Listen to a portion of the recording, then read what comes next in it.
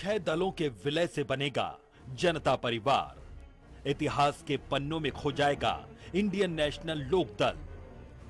17 साल बाद बदल जाएगा इनेलो का नाम। 17 साल बाद बदल जाएगा इनेलो का निशान। 17 साल बाद बदल जाएगी इनेलो की पहचान। 17 साल बाद बदल जाएगी चौधरी देवीलाल की पार्टी। हरियाणा में इनेलो बन जाएगी जनता परिवार।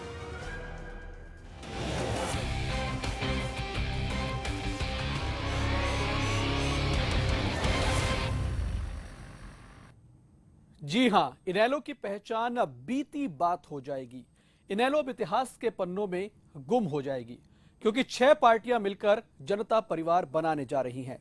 आज हम अपनी स्पेशल रिपोर्ट में इसी की बात करेंगे।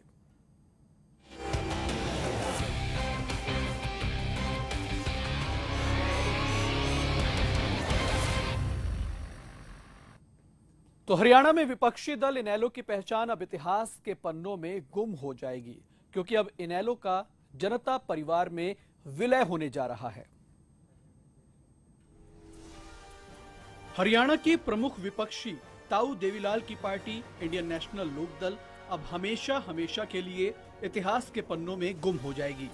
इनेलो अब बीते जमाने की बात हो जाएगी। आम जनता की भावनाओं को समझ करके जिस ढंग से आज आप आए, जिस ढंग से आप इतने लंबे समय से यहाँ पे खड़े हैं, आपने उनकी भावनाओं को आज पूरे देश के सामने व्यक्त करना है कि आज देश के अंदर जहाँ पूंजीपति वर्ग के लोगों की सरकार बनी, जिन्होंने इस देश के किसान की, मजदूर की, छोटे व्यापारी की अनदेखी की, आज उसके सामने एक विकल्प के रूप में नई पार्टी का गठन हुआ है।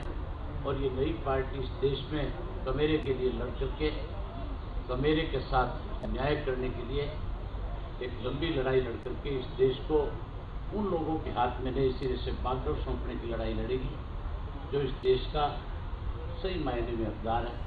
इंडियन नेशनल लोकदल अब जनता परिवार में विलय होने जा रही है, जिसके बाद ना ही इसकी अपनी पुरानी पहचान रहेगी और ना ही नाम। इस बात की घोषणा दिल्ली में समाजवादी पार्टी के मुखिया मुलायम सिंह के घर पर हुई बैठक के बाद की गई। 6 दलों सपा, जनता दल यूनाइटेड, राष्ट्रीय Janata Dal, JDS, Indian national लोक दल और सजपा के नेताओं की बैठक में नए दल के गठन का निर्णय लिया गया। सर्वसम्मति से तय हुआ कि नए दल के अध्यक्ष माननीय श्री मुलायम सिंह यादव जी होंगे और वे ही पार्लियामेंट्री संसदीय समिति के अध्यक्ष होंगे। तो हम लोगों ने फैसला किया कि देश को कहां ले जा रहे हैं। सत्ता पाने के बाद समझौता कुछ काम करेंगे, इसलिए हम सब लोग एक हुए। और ये एक हमेशा कई बार हो चुके हैं, और जब ये सब एक हो जाते हैं तो देश में राज यहीं का होता है। आपने देख लिया, जब जब हम लोग बैठेंगे, जब जब एक हुए तो राज यहीं का होगा, राज होगा, देश में राज यहीं का होगा। आज देश में भी और जनता में इस बात की बड़ी खुशी की लहर होगी कि हम लोग एक क्यों नहीं होते। कि जनता की भी मांग थी और उसको निर्णय लिया। इनेलो हरियाणा की बेहद प्रभावशाली पार्टी मानी जाती है, जिसका गठन 1998 में दिग्गज नेता ताऊ देवीलाल ने किया था। इंडियन नेशनल लोकदल के गठन के बाद 1999 के लोकसभा चुनाव में इनेलो एनडीए के बैनर तले चुनाव लड़ी और हरियाणा की सभी 10 सीटें जीत ली। उसके बाद साल 2000 में हुए विधानसभा चुनाव में इनेलो को भारी जीत मिली और वहां की 90 विधानसभा सीटों में से 47 सीटों पर जीत दर्ज की। उसके बाद ओम प्रकाश चौटाला 5वीं बार हरियाणा के मुख्यमंत्री बने, लेकिन जल्द ही इनेलो एनडीए गठबंधन से अलग हो गई। साल 2004 के लोकसभा चुनाव में इंडियन नेशनल लोकदल ने हरियाणा, राजस्थान, यूपी और चंडीगढ़ की कुल 20 सीटों पर अपनी किस्मत आजमाई, लेकिन लोकसभा की 14 सीटों पर इनेलो को करारी शिकस्त का सामना करना पड़ा और करीब 14 सीटों पर इनेलो की जमानत जब्त हो गई। 2005 के हरियाणा विधानसभा चुनाव में इनेलो को भारी हार का सामना करना पड़ा। 90 सीटों पर सत्ताधारी इनेलो 2005 में महज 9 सीटों पर आकर सिमट गई, जबकि 2000 में इनेलो की 67 सीटें थी। वहीं 2009 के चुनाव में इनेलो 31 सीटों पर जीत दर्ज कर पाई। लेकिन 16 जनवरी 2013 का दिन इनेलो के लिए काफी बुरा साबित हुआ। दिल्ली की अदालत ने इनेलो के अध्यक्ष ओम प्रकाश चौटाला और उनके बड़े बेटे अजय चौटाला को जेबीटी भर्ती घोटाला केस में आईपीसी की कई धाराओं के तहत दोषी करार देते हुए 10 साल के लिए जेल भेज दिया। उसके बाद 2014 का चुनाव इनेलो के लिए करो या मरो की स्थिति था। कुछ दिनों के लिए खुद ओम प्रकाश चौटाला भी कैंपेन करने उतर आए, लेकिन अदालती आदेश के चलते उन्हें दोबारा जेल जाना पड़ा। 2014 का लोकसभा चुनाव भी उनके लिए ज्यादा फायदेमंद नहीं रहा। इनेलो गठबंधन ने 2 सीटों पर जीत दर्ज की, जबकि 2014 के विधानसभा चुनाव में 10 साल तक मुख्य पार्टी के तौर पर विपक्ष में बैठने के बावजूद भी कोई खास फायदा नहीं मिला। इनेलो सिर्फ 19 सीटें ही अपने नाम कर पाई। Bureau report, focus Haryana. तो 6 दलों को मिलाकर ये जनता दल बनने जा रहा है और इसमें से एक है इंडियन नेशनल लोकदल, जिसकी हम बात कर रहे हैं, जिसकी शुरुआत की थी स्वर्गीय उप प्रधानमंत्री चौधरी देवीलाल ने। लोकसभा में महज 10 प्रतिनिधि भेजने वाले हरियाणा के नेता चौधरी देवीलाल अकेले नेता रहे जिन्होंने राष्ट्रीय राजनीति को गहरे तक प्रभावित किया।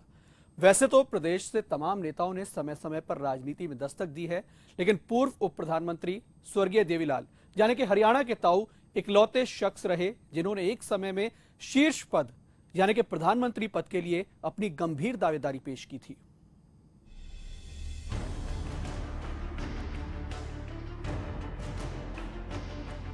चौधरी देवीलाल हरियाणा की राजनीति के वो शख्स जिन्होंने राजनीति में एक नई इबारत लिखते हुए राष्ट्रीय राजनीति के पटल पर अपनी एक अलग छाप छोड़ी। पीएम इन वेटिंग की चर्चा में देवीलाल उस फहरिस्त में शामिल हैं जो प्रधानमंत्री बनते बनते रह गए। हालांकि इस श्रेणी में जो दूसरे नाम शामिल हैं उनमें और देवीलाल में एक मूलभूत अंतर है। दूसरे तमाम नेता हर कोशिश करके भी असफल रहे, लेकिन देवीलाल के बारे में माना जाता है कि उन्होंने स्वयं ही ये पद स्वीकार नहीं किया।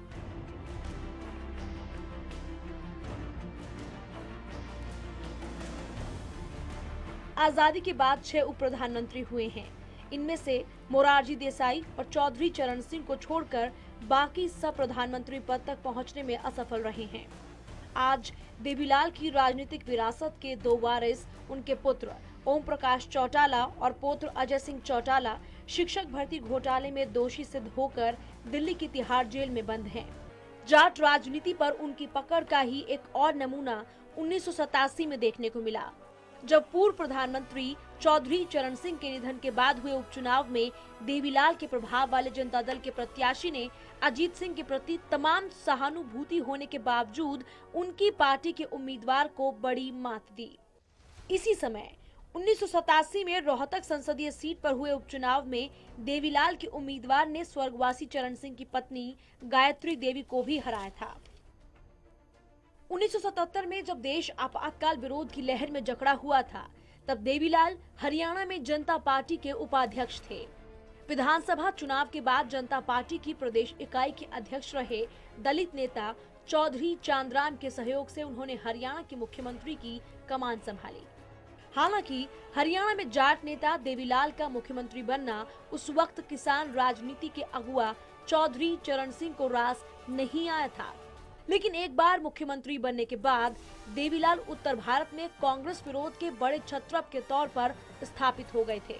पंजाब और हरियाणा विधानसभा के कई बार सदस्य रहे चौधरी देवीलाल के जीवन में 1979 में एक महत्वपूर्ण पड़ाव आया। देवीलाल वीपी सिंह की जनता दल सरकार के उप प्रधानमंत्री बने। 11 महीने बाद ही वीपी सिंह की सरकार गिर गई। इसके बाद देवीलाल के नेतृत्व में एक वैकल्पिक सरकार के गठन की चर्चा जोरों पर थी। ऐसा कहा जाता है कि देवीलाल ने खुद ही उस सरकार का नेता बनने से मना कर दिया, क्योंकि उनकी पढ़ाई लिखाई 10वीं से भी कम की थी, यानी उन्होंने जानबूझकर प्रधानमंत्री पद स्वीकार नहीं किया और देवीलाल को इतिहास ने दोबारा वो मौका कभी नहीं दिया। इस दौरान घटी कुछ दूसरी घटनाओं ने भी उनके राजनीतिक जीवन को अस्थिर किया।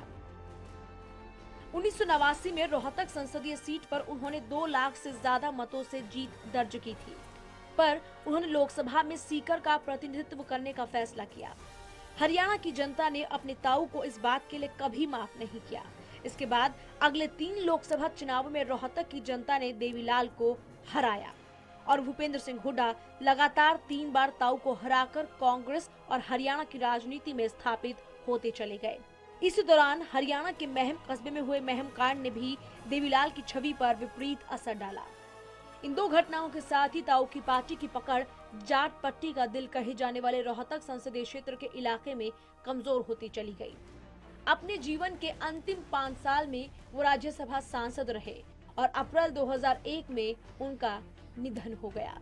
इस तरह हरियाणा का ये जाट नेता हमेशा के लिए पीएम इन वेटिंग वाली लिस्ट में ही रह गया। Bureau report, focus Haryana. तो ये शख्सियत थी ताऊ देवीलाल की। वक्त एक ब्रेक का है। स्पेशल रिपोर्ट में ब्रेक के बाद आपको बताएंगे कि क्या ये जनता परिवार एकजुट रह पाएगा।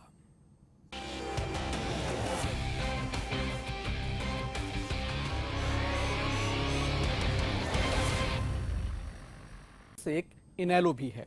मुलायम सिंह यादव को अपने पुराने जनता दल सहयोगियों के साथ मिलकर जनता परिवार बनाने के फायदे का गणित फिलहाल अच्छा लगा, लेकिन राजनीति में अंकों का गणित हमेशा कारगर साबित नहीं होता है। एकता के रसायन शास्त्र की भी जरूरत होती है। क्या वो मौजूदा एकता प्रक्रिया में नजर आ रही है? ये रिपोर्ट देखिए। मुलायम सिंह यादव अध्यक्ष सपा, लालू यादव अध्यक्ष आरजेडी, नीतीश कुमार जेडीयू, ओम प्रकाश चौटाला अध्यक्ष इनेलो, एसडी देवगौड़ा अध्यक्ष जेडीएस, कमल मुरारका अध्यक्ष समाजवादी जनता पार्टी। ये सभी वो क्षेत्रीय क्षत्रप हैं जिनका राजनीति में खास कद माना जाता है और इनकी अपनी अपनी महत्वाकांक्षा भी है। अब ये सभी पार्टियां जनता परिवार के बैनर तले एक हो रही हैं। पिछले कुछ महीने से 6 दलों के बीच में एकजुटता के लिए विचार मंथन चल रहा था और प्रारंभ से ही हम सब लोगों की यह इच्छा थी कि सब एकजुट हों और कई मुद्दों पर हम लोगों ने साथ साथ कार्यक्रम भी चलाए। दिल्ली के जंतर मंतर में भी काला धन वापसी का मुद्दा, रोजगार का, किसानों के साथ जो वादा खिलाफी हुई, इन सब मुद्दों पर राष्ट्रीय स्तर पर धरना का भी कार्यक्रम हुआ। 2 मीटिंग इसके पहले हुई। जनता परिवार के बैनर तले कभी जनता दल का हिस्सा रही जो पार्टियां आज एक साथ आ रही हैं, इसे मजबूरी कहें या फिर वक्त का तकाजा, लेकिन हकीकत यही है कि आज के राजनीतिक परिदृश्य में इनके सामने एक बड़ी समस्या अपने वजूद को बचाने की चुनौती भी है। लेकिन एक बड़ा सवाल ये है, क्या जनता परिवार के नाम पर आज पार्टियां एकजुट हो रही हैं? वो आखिरकार कब तक एक साथ रहेंगी? क्योंकि इनमें शामिल नेताओं की अपनी अपनी महत्वाकांक्षाएं हैं और अगर इनका आपसी टकराव होगा तो फिर उसके बारे में कुछ भी नहीं कहा जा सकता है। सांप्रदायिक ताकतों के जो डिजाइन है इस देश में, जिस तरह से चीटिंग करके देश के मतदाताओं को भरमा के गद्दी पर बैठे हैं और देश में कम्युनलाइज देश को कर रहा है चारों तरफ, गांधी बाबा को भी नीचे दिखा रहा हो। इसलिए हम तत्काल 6 दल के लोग अपने सारे आइडेंटिटी को विसर्जन करके और एक दल का जो नाम बाद में घोषणा होगा, जो पढ़ के शरद भाई ने सुनाया, आज नेताजी का चुनाव हो गया, झंडा चुनाव चिन्ह, राज्यों के राष्ट्रीय स्तर के संगठन का चुनाव, यह जिम्मेदारी सबको बहुत जल्दी मिलेगा। अतीत को खंगाले तो जनता दली या दलीय कुनबे के एकता प्रयासों में मुलायम की विश्वसनीयता सबसे कमजोर कड़ी है। साल 2004 के बाद मुलायम सिंह या अन्य राजनीतिक घटकों ने मुद्दा आधारित गठबंधन या मोर्चे के जितने प्रयास किए, उन्हें ध्वस्त करने का सर्वाधिक श्रेय मुलायम को जाता है।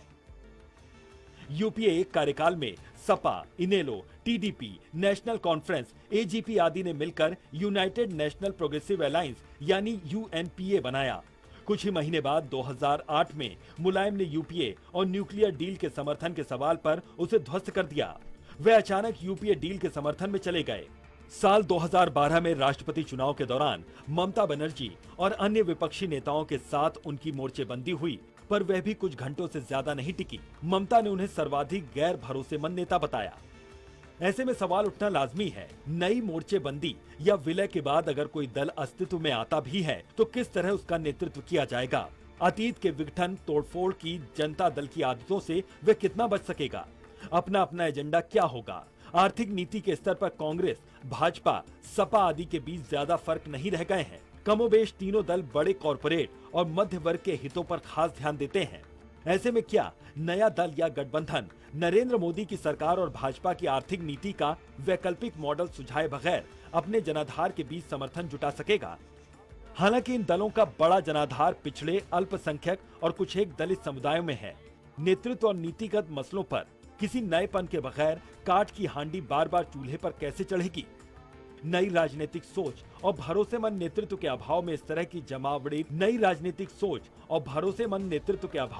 इस तरह की जमावड़ेबंदी से कहीं सिर्फ इतिहास का एक मजाकिया दोहराव तो नहीं हो जाएगा? ये इस वक्त का एक बड़ा सवाल बना हुआ है। Bureau report, focus Haryana. तो कई दशकों के बाद जनता परिवार एक बार फिर से एकजुट हो रहा है, लेकिन इतिहास गवाह है कि जनता परिवार कभी भी एकजुट नहीं रह पाया है। ऐसे में एक करने की इस बार जो पहल की जा रही है, ये परिवार कितने दिनों तक एक साथ रह पाएगा, ये देखना होगा।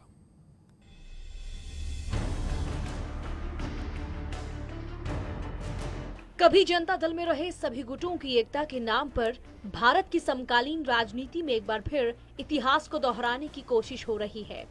अलग अलग नाम से अपने क्षेत्र के मजबूत खंबे एक बार फिर से एक पटल पर आ रहे हैं। एकता बनाने के प्रयास में जुटे इन दलों के पास लोकसभा में कुल 15 सदस्य हैं।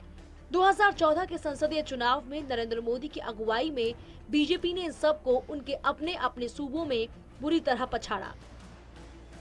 जनता परिवार के तहत विलय हो रहे इन क्षेत्रीय दलों की एक बड़ी वजह राष्ट्रीय फलक पर नरेंद्र मोदी के आने और केंद्र की बीजेपी नीति सरकार के कामकाज की नई शैली है, जिसने पुराने जनता दल के सभी नेताओं को अपने राजनीतिक वजूद और इन दलों के भविष्य पर नए सिरे से सोचने पर मजबूर किया है।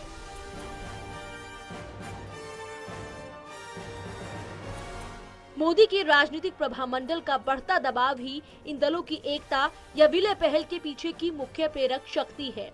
इसके अलावा इनके अपने बचे हुए जनाधार का भी दबाव होगा।